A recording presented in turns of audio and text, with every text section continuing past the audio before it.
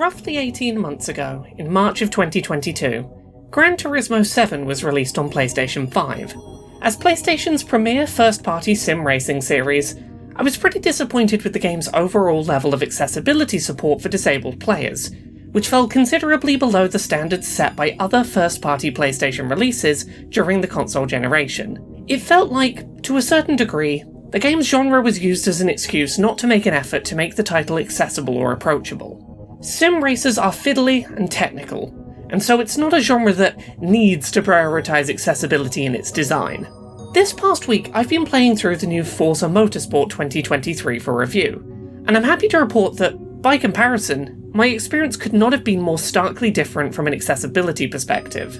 Forza Motorsport seems to have looked at the technically focused sim racing genre long and hard, and considered how to make it approachable and accessible in a way that feels very at home with the genre's overall design tendencies. There's an almost overwhelming number of ways to customize your experience with the game, and that can at times be a little overwhelming, but it's all in service of offering as many tools as possible to the player, and reducing the ways in which the racing sim genre itself is standing in the way of play. Forza Motorsport isn't perfect. There are some accessibility concerns I have, and additions I'd love to see down the line, but it has gone a very long way towards proving that technical racing sims don't have to be an inaccessible genre for disabled gamers, and that improved accessibility doesn't have to mean watering down the genre's top-end complexity. On first boot up, Forza Motorsport 2023 offers players an initial setup menu, allowing for some simple game configuration using on-off toggles.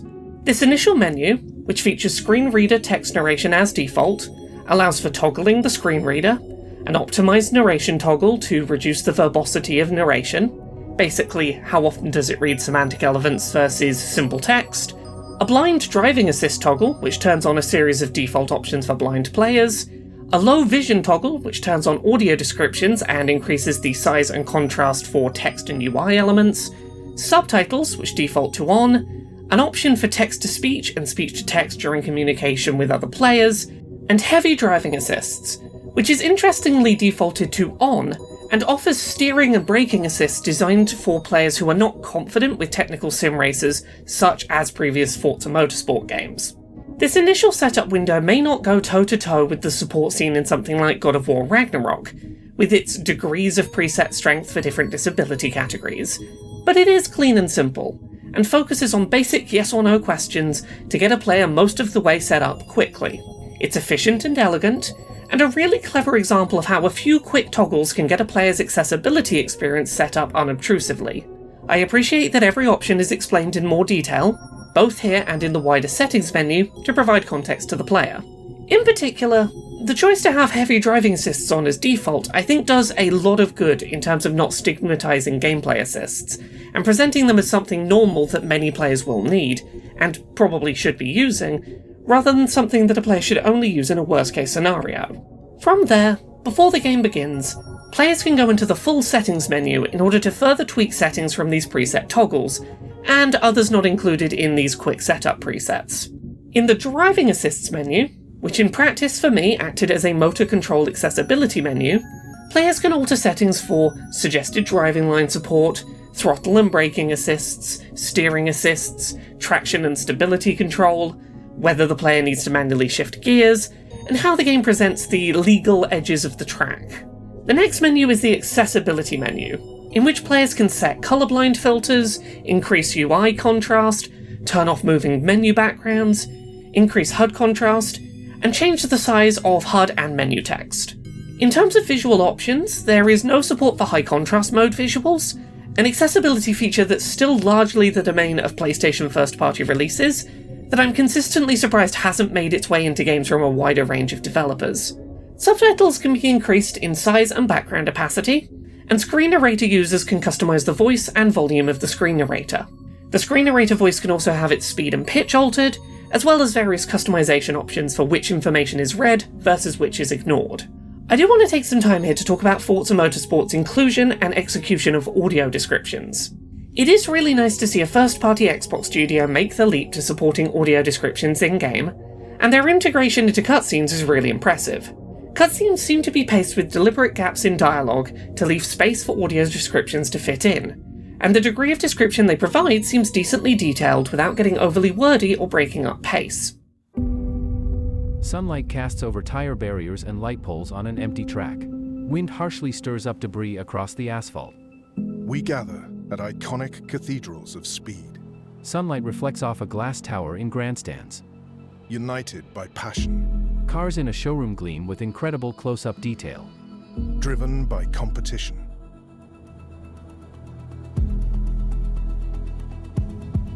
Gray and black million-dollar exotics stand ready. A garage door opens, spilling light on a race car, which emerges.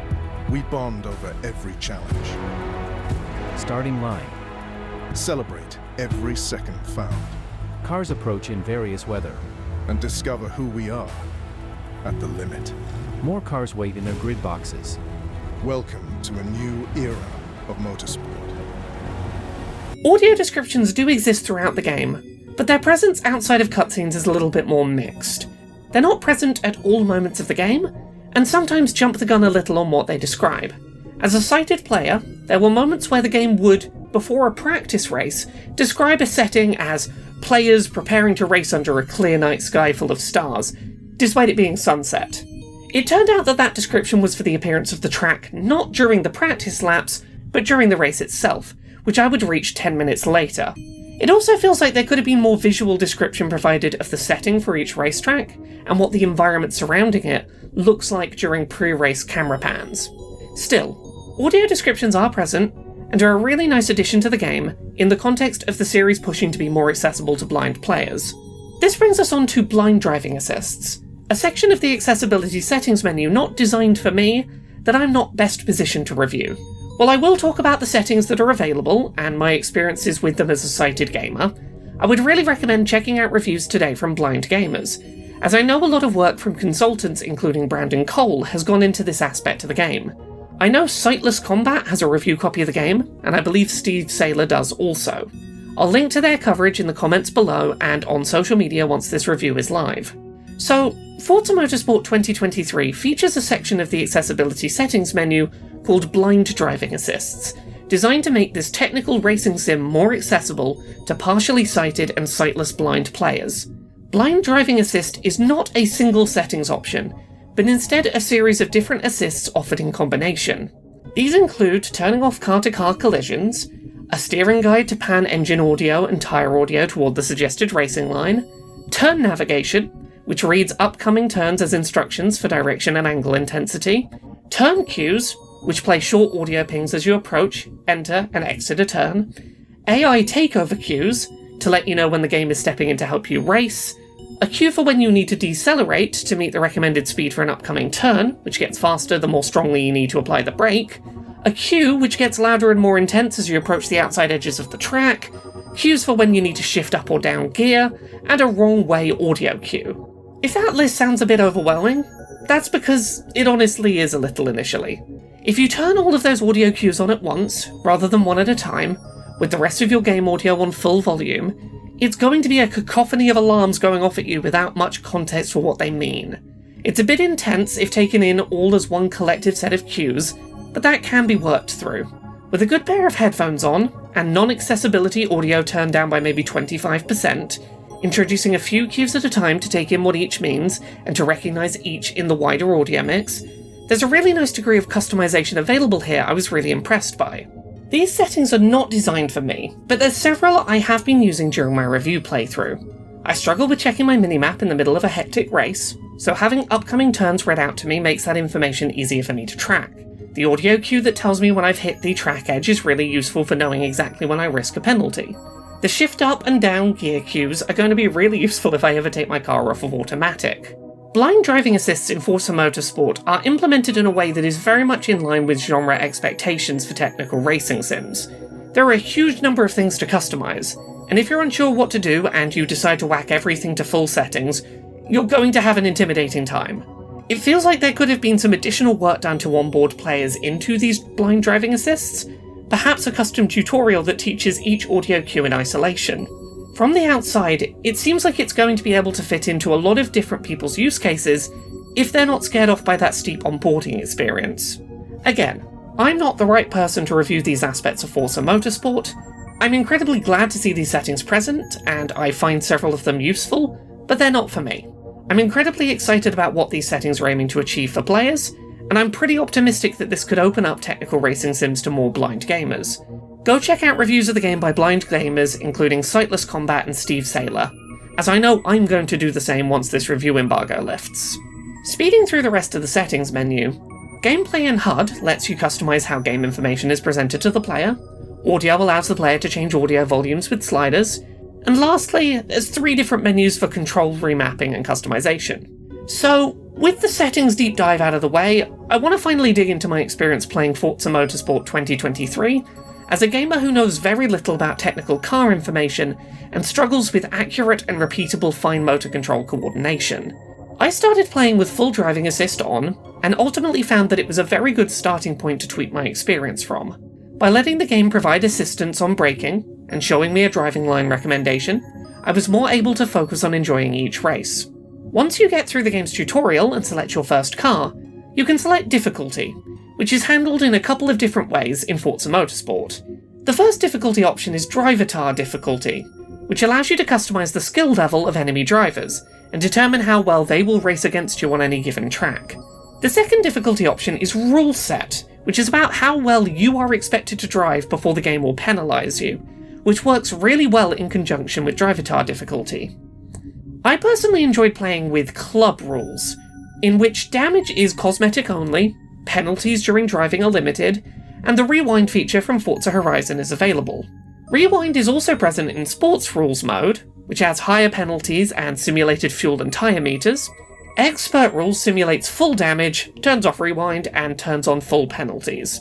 In Club Rules, I don't have to worry about collisions with other cars causing me to break my car mid-race, and going off the track accidentally only penalises me if I overtake another racer while off track.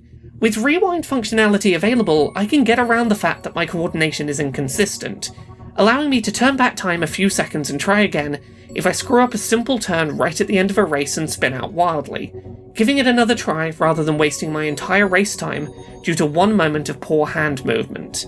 I'm less likely to be punished for simple mistakes that don't impact race results, and more able to correct errors before they become major.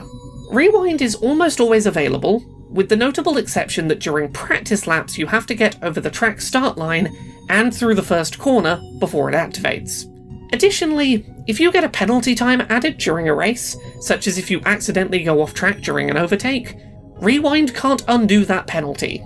Even if you rewind to before the inciting incident, you can't get the penalty removed, which is something I was initially a bit disappointed by. It's manageable. You can rewind before the penalty gets applied if you notice you've gone off track at a bad time, but once it's applied, you can't undo your error and get back to a fresh slate without restarting the race. Beyond that, difficulty can also be tweaked further by altering your starting position. The game will give you a preview of what position it expects you to achieve in a race, based on your practice lap times and difficulty, and allows you to choose to move yourself forward or back in the starting order to increase or decrease rewards and your chances at winning, further providing flexibility of challenge. Lastly, in terms of assist features I personally appreciated, in between races you have the option to purchase new parts for your car, but the game also features a quick upgrade menu option for players like myself who get overwhelmed by car upgrade lists. Quick Upgrade tries to keep your car's stats balanced, while purchasing you the upgrades that you can afford that will make the biggest difference to your car's stats. It's a really approachable way to let me engage with car improvement without needing to wade through a daunting list of wheels and transmissions. While I think that Forza Motorsport's driving assists and gameplay difficulty options make a huge difference to the game's level of accessibility for me, the game isn't without its issues. Firstly, and this is something I was mainly just surprised by, Forza Motorsport doesn't feature the American and British sign language interpreters seen in Forza Horizon 5. Maybe the game's developer has some internal data that shows a limited number of people made use of the feature, and they decided not to bring it back, but that's speculation on my part. It was a really cool addition to Forza Horizon 5, and I really expected to see it become a series staple.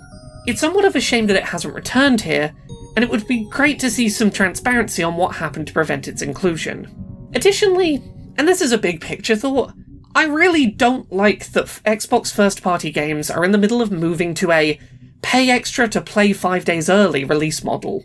It happened with Forza Horizon 5, then with Starfield in September of 2023, and now Forza Motorsport in October. I made a video about this topic a few weeks ago, which I'll link down in the video description for those wanting more information, but the short version is that it's disingenuous to advertise Forza Motorsport as available day one on Game Pass, when you either need to wait 5 days for the Game Pass version to unlock, or pay an additional fee to access it when it's first available. Releasing a game 5 days early if you're willing to pay extra capitalizes on FOMO, fear of missing out, which has a disproportionate impact on gamers with disabilities which impact impulse control.